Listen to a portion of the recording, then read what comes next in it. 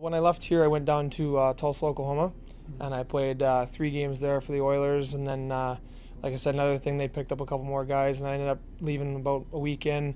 And then I went home and skated with my old university team, and trained with a couple of the guys that were back home for the lockout. And then after that, just tried to stay in shape and stuff as best I could, and get on the ice as much as I could too. But I'm just happy to be back. What kind of NHL guys were you skating with?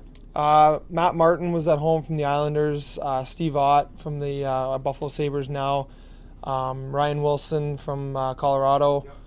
That was basically it. There was a few of the Spitz guys that were here, the Windsor Spitfires. And then, like I said, the University of Windsor, I got to skate with a few of the guys there too. So.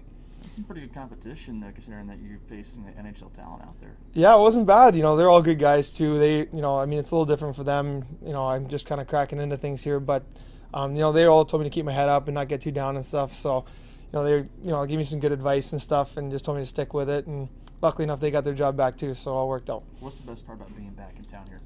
Just the guys, and getting back into the groove of being on a team again. You kind of sitting at home, you're not really part of anything. Like I've played hockey every year since I've been 5 years old. You have a team, so it's good to just be back around the guys. Getting back with some work habits and stuff like that. So yeah, I'm happy to be back. Where was back home? Windsor, Ontario. Okay. So when you got the call to come back here, was this the best situation you could get, because you do know the system?